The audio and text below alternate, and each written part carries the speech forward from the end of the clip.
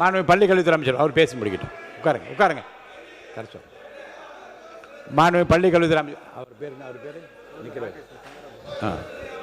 மாண்பு உறுப்பினர் மாண்புமிகு பேசி முடிக்கட்டும். பேரவைத் தலைவர் அவர்களே,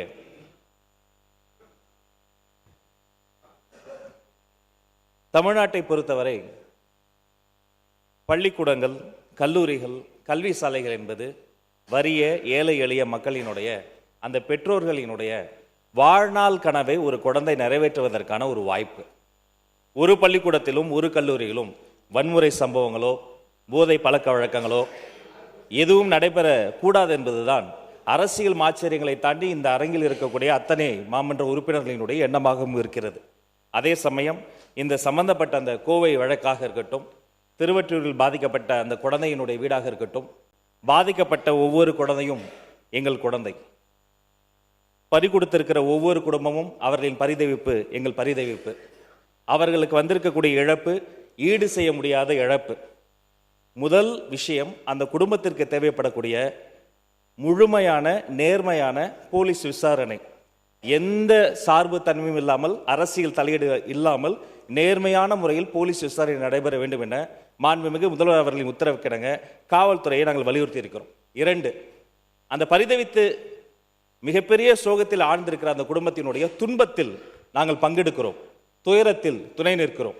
அவர்களுக்கு உடனடியாக SC/ST பிரிவின் கீழ் வழக்கு பதிவு செய்யப்பட்டு அவர்களுக்குரிய அந்த இழப்பீடு நாம் பேசிக் கொண்டிருக்கக்கூடிய இந்த தருணத்திலேயே அந்த குடும்பத்தாரினுடைய கணக்கில் வரவு வைப்பதற்கான அந்த வேலையும் முன்னெடுத்திருக்கிறோம்.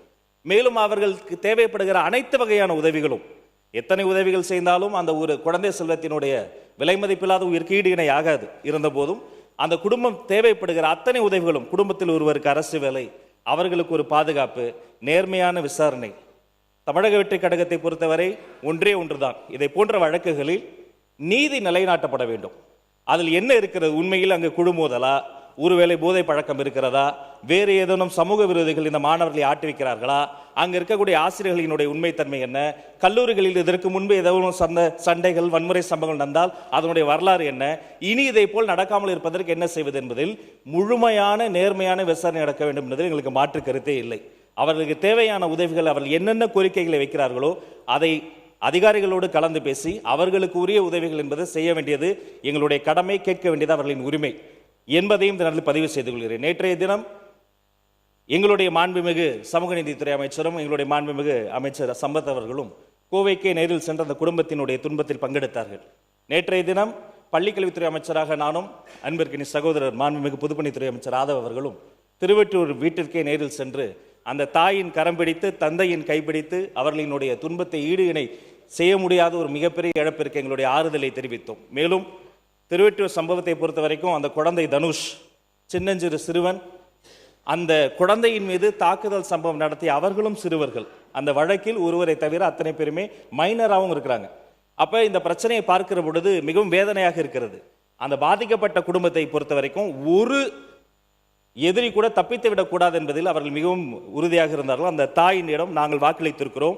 யாராக இருந்தாலும், அவர்கள் எத்தனை வழக்கறிஞர்கள் கொண்டு வந்தாலும், ஆளுக்கு ஒரு வழக்கறிஞர் கொண்டு வந்தாலும் கூட பாதிக்கப்பட்ட அந்த அமுதன் மற்றும் தனுஷ் அவர்களின் குடும்பத்தின் சார்பில் கடுமையான சட்ட போராட்டத்தின் மூலம் ஒரு எதிரி கூட தப்பித்து விடாத வகையில் வழக்கை நடத்தி சட்ட ரீதியாக அவர்களுக்கு என்ன தண்டனை வாங்கி தர முடியுமோ அதிகபட்ச தண்டனை வாங்கி கொடுத்து, மேலும் இதை போன்ற பள்ளி வளாகங்களில் இதை போன்ற துன்பமான துயரமான சம்பவங்கள் நடக்காமல் இருப்பதற்காக கல்வித்துறை சார்ந்த அதிகாரிகள் மூலமாக, பள்ளிக்கூடங்களுக்கும் பள்ளிக்கல்வித்துறை மூலமாகவும் உயர்கல்வித்துறை மூலமாகவும் கடுமையான, மிகவும் நேர்த்தியான, பின்பற்ற வேண்டிய வழிகாட்டு நெறிமுறைகளை மீண்டும் செயல்படுத்துவதற்கான வேலைகளும் செய்திருக்கிறோம். தனுஷ்குமார் அவர்களினுடைய குடும்பத்தில் அவருடைய மூத்த சகோதரர் ஒருத்தர் இருக்கிறார். தற்போது தான் அவர் ஒரு பட்டப்படிப்பை முடித்திருக்கிறார்.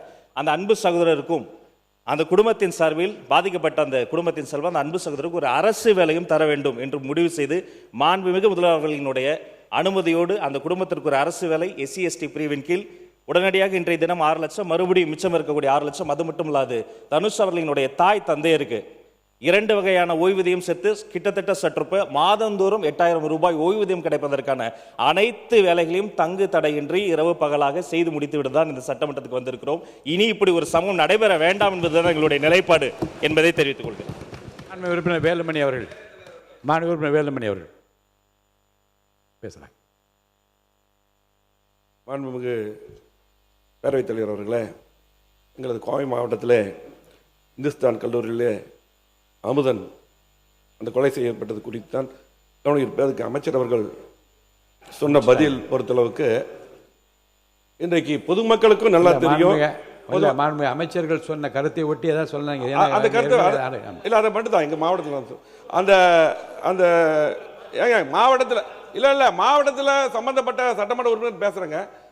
திமுக ஆட்சியில் தான் நீங்க கொடுக்க மாட்டீங்க. இப்போ அவங்க கொடுத்துருக்காங்க. என்ன நீங்க யாருக்கு விளக்கம் சொல்ல தேவை? சுருக்கமா நீங்க சொல்லுங்க. சுருக்கமா அதாவது அங்க இருக்க உயிரிழந்த மாணவர்களுடைய பெற்றோர் தரப்பில் கூறப்பட்ட குற்றச்சாட்டு அரசும் காவல்துறையும் மிக கவனத்தில் கொள்ள வேண்டும். சில ஆண்டுகளாக தமிழகத்தில் போதைப் பொருள் நடமாட்டம் ஒளிவு மறைவின்றி பள்ளிகள் கல்லூரிகள் எல்லா பக்கம் இருக்கு. ஆகவே இது போதைப் பொருள் சம்பந்தம் சொல்ல வேண்டாம். இன்னும் கவனமா காவல்துறையும் அரசும் கண்டிப்பா இது நடவடிக்கை எடுக்கணும். போதைப் பொருள் சம்பந்தமா இருக்கு. போதைப் பொருள் எல்லா மக்களும் அதுதான் பேசுறாங்க, எல்லாம் இருக்காங்க. ஆகவே காவல்துறை நீங்க அரசு நடவடிக்கை எடுக்க நீங்க முயற்சி செய்யறீங்க. காவல்துறை இன்றைக்கு உங்களுக்கு தகவல் கொடுத்ததை வச்சு தான் அமைச்சர் பேசுறாரு. ஆனா காவல்துறை அவர் சரியான தகவல் கொடுக்கலன்னு நினைக்கிறாங்கவே. அரசு கவனத்தில் கொண்டு கண்டிப்பாக இதுக்கு சரியான நடவடிக்கை எடுக்க வேண்டும். சம்பந்தப்பட்ட மாணவர் குடும்பத்துக்கு அரசு வேலையும் நிவாரணம் வழங்க வேண்டும். நீங்க பாத்தீங்கன்னா இதுக்கு முன்னால் இருக்கக்கூடிய திமுக அரசுல இதே போல நாங்க அதிமுக சார்பாக பேசும்போது சொல்லியிருக்கோம் பல முறை. இன்னைக்கு அவங்க நடவடிக்கை எடுக்க சொல்றதை விட நீங்க கண்டிப்பா நடவடிக்கை எடுக்க வேண்டும் என்று பேரவைத் தலைவர் கேட்டுக்கொள்கிறேன்.